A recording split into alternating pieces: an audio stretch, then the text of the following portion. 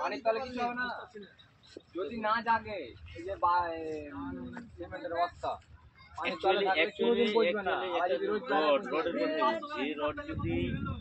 যেরকম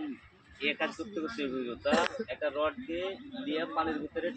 5 বছর ধরে রাখে নতুন রড নতুন নতুন আবার ওই রডটাকে তুলে যদি আবার ফেলা যায় তাহলে ও জঙ্গলি ও তো এই পাইছে না অক্সিজেন পাইছে না একরকম থাকছে। এই যে মাটির তলে যে চট গালা যে বার হলো এই যে 25-30 বছর পরে যে চট গালা বার হলো এই চট গালা তো